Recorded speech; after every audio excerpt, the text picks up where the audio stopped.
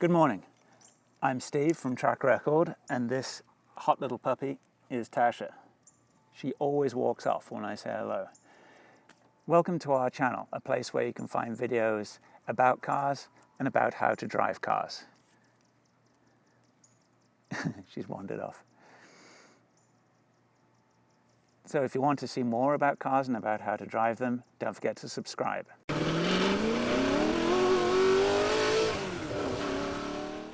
Today I've laid my hands on a 1996 Morgan 4.4. This belongs to my good friend and neighbor, Dr. Stephen Fine, and I'd like to give a big shout out to him for letting me take this for the morning and drive it around. And he knows how I drive, so it was a great leap of faith for him. But I thoroughly enjoyed driving the car, and I see now why he likes it so much and why he's decided to hold on to it. Steve bought this car 2 or 3 years ago, and every few months or so he tells me he's selling the car, and then a month later he says, oh, I'm never selling the car. At the moment I'm not selling the car, and I think he's absolutely right. It's a gorgeous car to drive.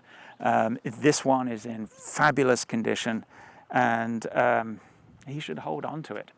So I think buying one of these cars is a relatively good investment. They are not that expensive. They're in relatively short supply. They only make a few hundred cars a year, including the three-wheeler. This particular model is no longer in production. And you can pick one of these up for relatively good money, drive it for a few years, and as long as you look after it, you'll be able to sell it for more or less what you paid for it, and probably more. So, good fiscal investment. Tell that to your better half when you're trying to justify buying one of these. Chocks away. So here we go on our merry jaunt.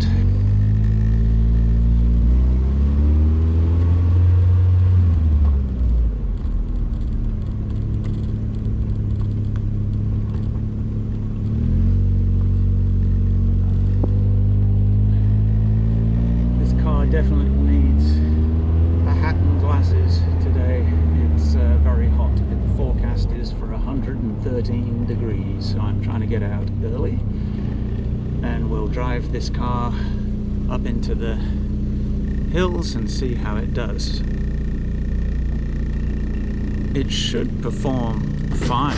It's a relatively modern engine and cooling system, so I'm not expecting any overheating problems, but we will see.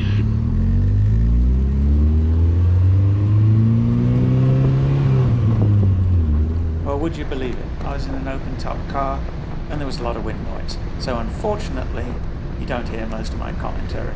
But I will provide a few of my thoughts here, and you'll see there will be parts where some of the sound does come through. So the suspension setup on this car is decidedly 1950s. Very unusual front suspension designs, independent suspension, but it's what's known as a sliding pillar setup, and I will talk a little bit about that later. Eliminates all camber variation when you're driving, but it doesn't give you the best of handling. At the back, it's a solid axle, elliptical spring setup. My overall thoughts are that although the engine is relatively low on power, the fact that the car weighs less than 2,000 pounds means that it actually isn't too sluggish. But you do have to make sure you're in the right gear all the time, and that makes the driving experience quite involving. That said, the gear shift is one of the things I would change if this was my car. That the throws are so long that you have to really stretch to get it into third and fifth gears. So that actually provided quite a workout. And also probably it's just a function of this particular car's age, but the gear shift was a little vague and I had trouble finding the right gear on more than a couple of occasions. The seats, while initially comfortable, are very narrow and they don't adjust other than moving forwards and backwards. For me, I wouldn't be able to drive the car for an extended period, as I could already feel my back getting stiff after 30 minutes or so. The cockpit is really narrow and the seats are close, so there's no social distancing in here, and So you've got to be good friends with your passenger. There's no adjustment on the steering wheel either, so that means that the seating position may be compromised for some people. You feel every bump and ripple in the road, and that's a byproduct of the relatively unsophisticated suspension setup. That, coupled with a slow steering rack, means there are a lot of small adjustments to make, but that's what you typically expect in a classic car, so it's just part of the experience. Grip is low, and while you'd expect a rear-wheel drive car to have a tendency to oversteer, the opposite was actually the case, and understeer was the name of the game for spirited cornering. The assisted brakes were surprisingly strong, and this, coupled with the lack of grip, caught me out a couple of times.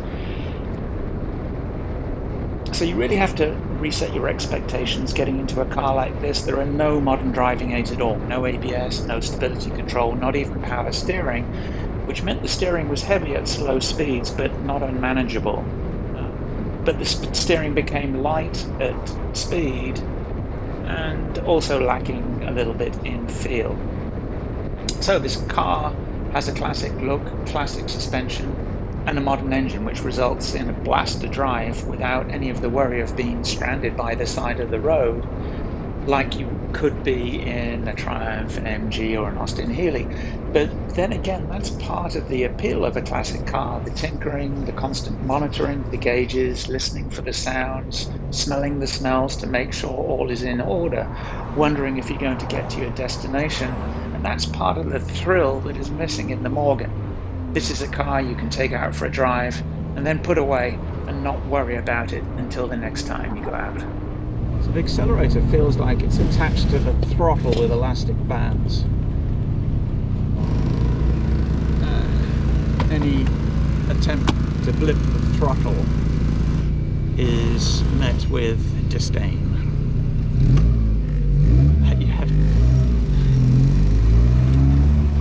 You have to put your foot very nearly to the floor to get any response from the accelerator pedal. My road is closed. Well, oh, they're digging up my road. Well, we'll turn around. Fortunately, there are multiple roads to where I live.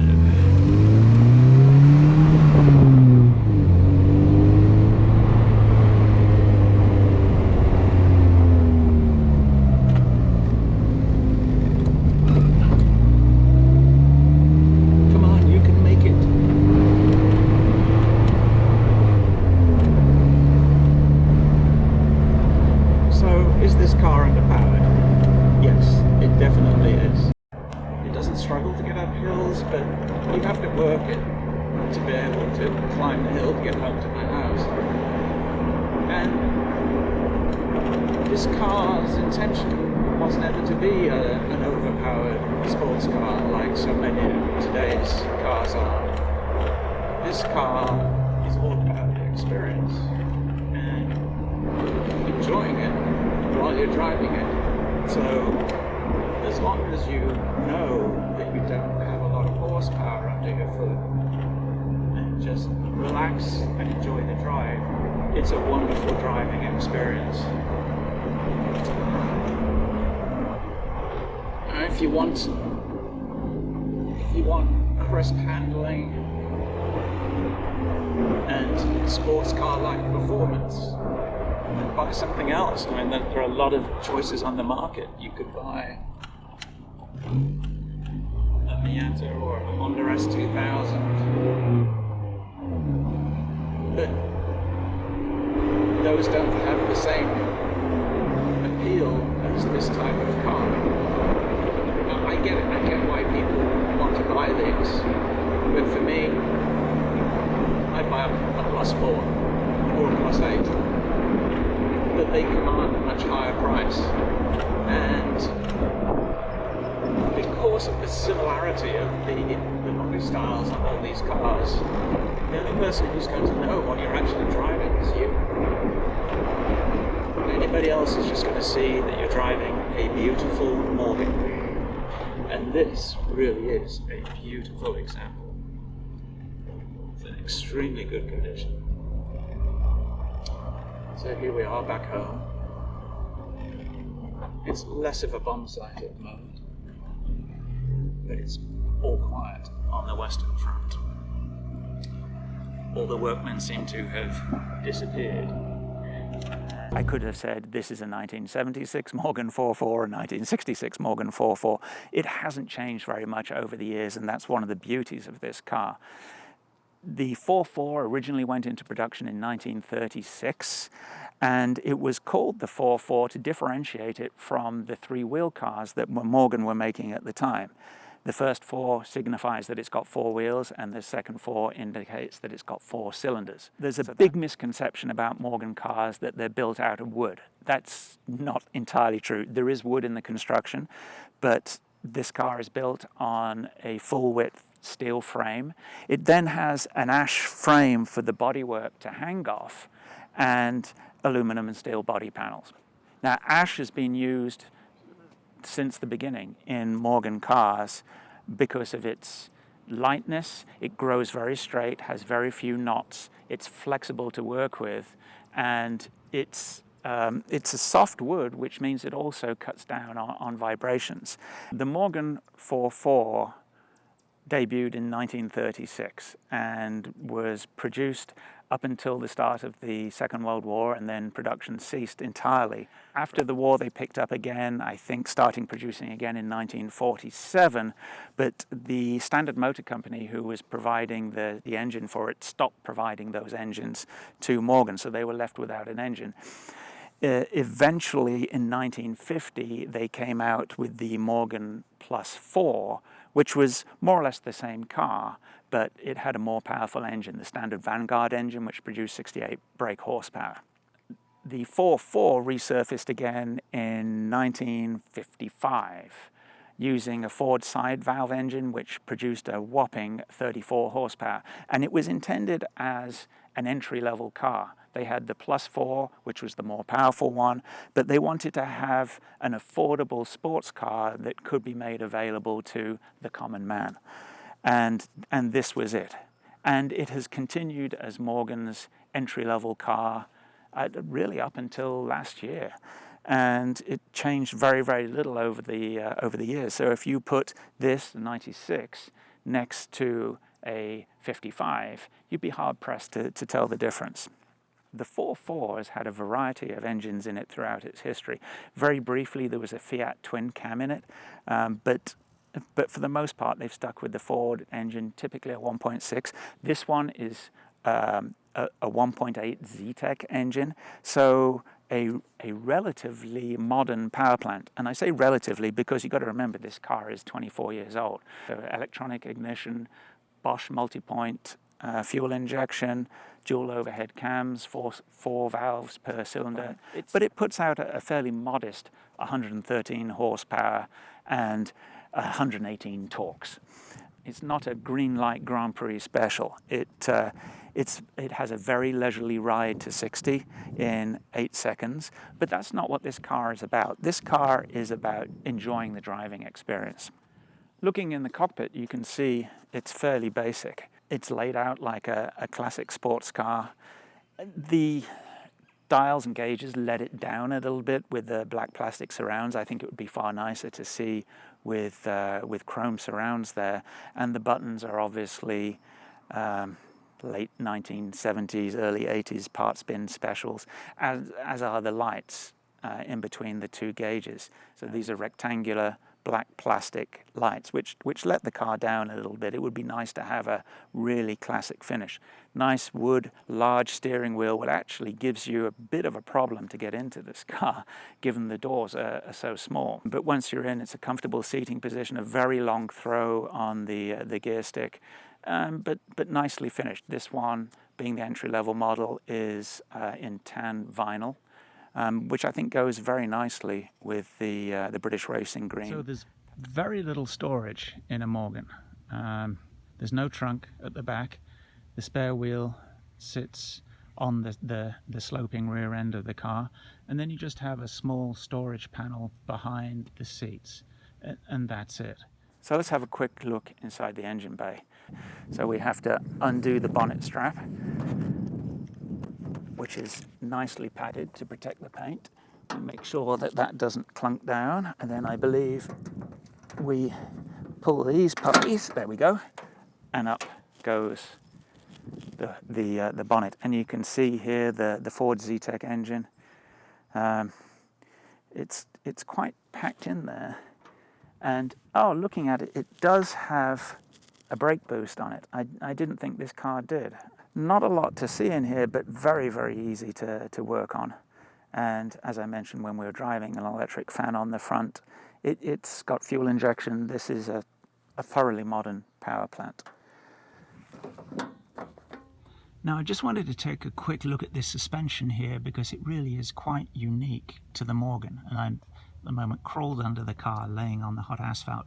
But this is what's known as a sliding pillar suspension, and you can see here there's a solid frame that comes out from the chassis at the top and at the bottom, and then there's a spring here, and the stop axle is actually mounted in kind of in the middle of that spring, and it slides up and down on this pillar, and we got the damper here. So that's a very unusual setup for a modern car, and it's basically a 1950s style suspension. So a brief bit about Morgan. Morgan started producing three-wheel cars in 1909, and the reason why they produced three-wheel cars was because they attracted less tax, so that made them a cheaper alternative to four-wheeled cars and give them a leg up in the marketplace. So they were very successful. They actually raced these cycle cars, and that led to the development of what became the 4.4. Now, all Morgans are made in the town of Malvern in Worcestershire. It's a small town in England, and it's still the same town where the cars were made back in the early 1900s. So that's pretty impressive to be in business for over 100 years. The platform on which this car was built, the full-frame steel chassis, had the longest production run of any chassis in the world, from 1955 all the way through up until last year. So one thing I will say about this car, ingress and egress is not easy. It's got these tiny little cutaway doors which only come halfway to the seat. So when you open it, there's not much gap to get your leg in. So I'll see if I can film this. You have to kind of twist your butt in. My hips just fit between the wheel. I mean, look at this, the wheel and the door frame. Not easy. And Steve is older than me. That would explain why he has the seat so far back, because for me, he's shorter than me. The seat was not in a comfortable driving position. My legs were too straight and my arms were stretched. But I guess he has the seat back so he can actually get in and out of the car. I hadn't realized how difficult these were. And I'm used to getting into tight spaces. I'm with my TR3 and particularly with my Lotus Elise. Those are difficult cars to get into. I think this is the hardest because of that very small gap between the steering wheel and the door edge. So if this was my car, I would put a removable steering wheel on it. It would make life a lot easier. And it's a relatively easy thing to do on a car like this because there's no airbag or anything like that.